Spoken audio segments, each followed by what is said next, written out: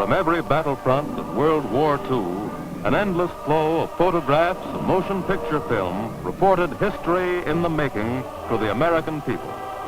More vividly than thousands of printed words, they told the dramatic story of the greatest struggle of all time, a story recorded by an anonymous corps of men.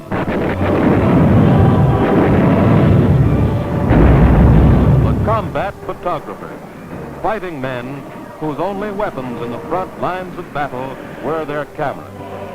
The story of these men is as dramatic as the events they covered.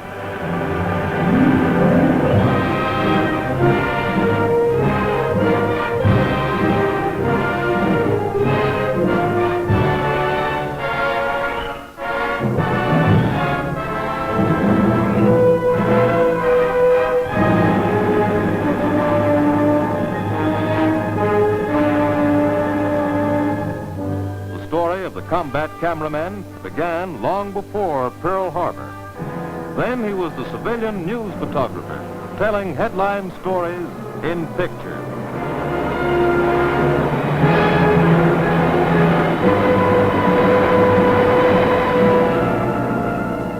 He was the newsreel cameraman, bringing to the screen a film report of the events of the world.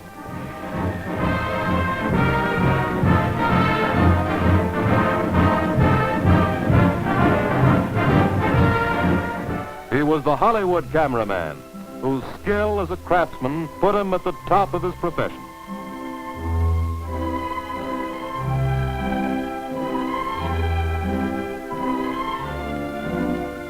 He was the untrained boy in uniform who learned his trade in the service and learned it well. Or perhaps he was the travelogue cameraman who brought to his audience pictures of colorful and unknown worlds. Of such a world were the distant islands of the blue Pacific, romantic, legendary islands of paradise.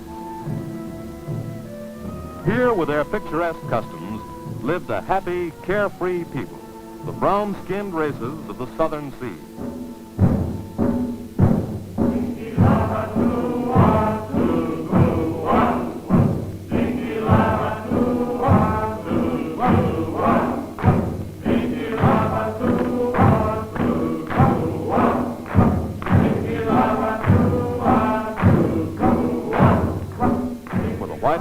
These islands meant the fulfillment of their dreams of peace and happiness. But that was yesterday, when the Pacific was as peaceful as its name.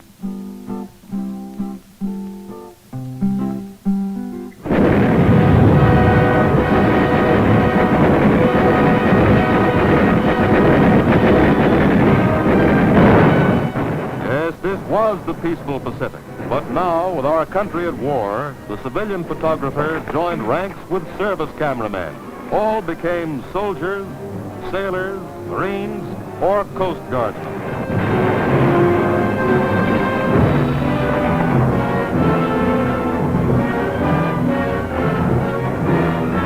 Covering every theater of naval and military operations, the fighting photographers, at a cost of many lives, brought back such motion pictures as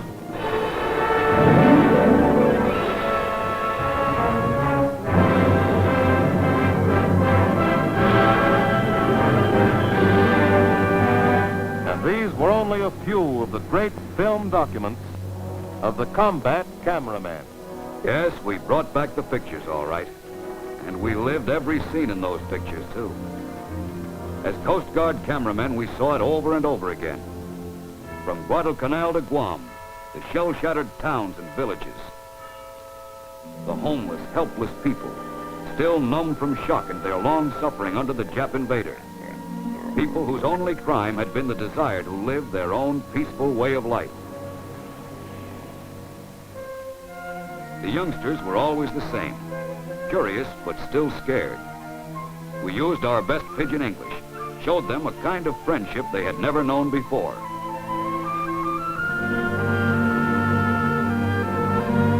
These newly won friends were a free people, little people who once again could smile for your camera and mean it. You were not only a cameraman now, but a goodwill ambassador. With was all part of the same assignment. An assignment that began smoothly enough. You had your orders to cover the coming operation. But where or when that operation would take place was a secret that must remain unknown until you were underway. So now you hunted out your Coast Guard transport and reported aboard. There wasn't any fanfare or bon voyage celebration, and you didn't expect any. As the Marines and GIs came aboard, you wondered how tough the going would be for them. It was easy to tell that for many, this was the first time out. When dock lines were singled up, you felt you were leaving all safety and security behind. Take up your gangway! You round out a few departure shots, including the usual would-be actor on the dock.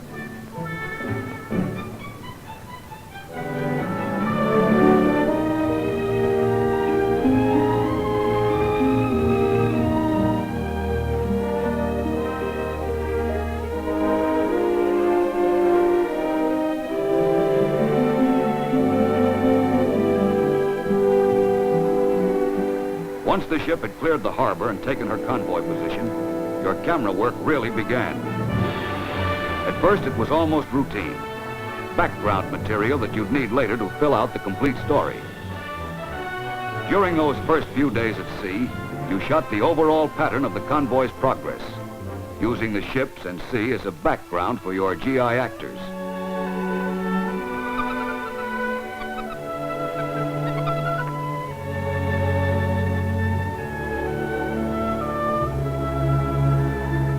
There were times when life had its lighter side and the grim business of war seemed far away.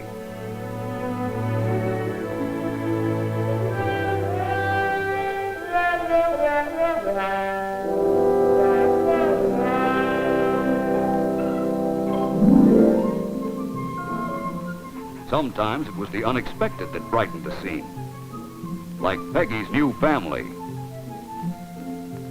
The addition of those pups to the passenger list did almost as much for the ship's morale as mail from home.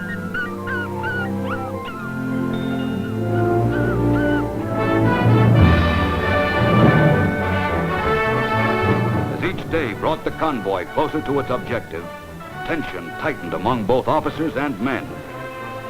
You knew it wouldn't be long now. Below decks, Coast Guard coxswains who would pilot the landing craft were thoroughly briefed on their duties for the coming invasion. The whole ship was alive with last-minute preparations, and every fighting man checked his weapons. You checked your camera. It was one piece of shooting equipment that would never worry the Jap.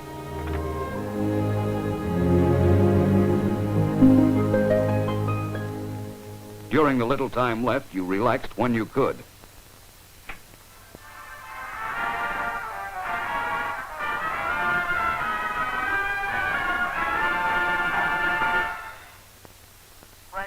Well, fellas, don't you wish you could dance that number with your best girl back home? Say, by the way, I hear you boys plan to pay us a little visit real soon. Of course, you know you're always welcome, and Tokyo Rose will be waiting with all her friends to give you a red-hot welcome.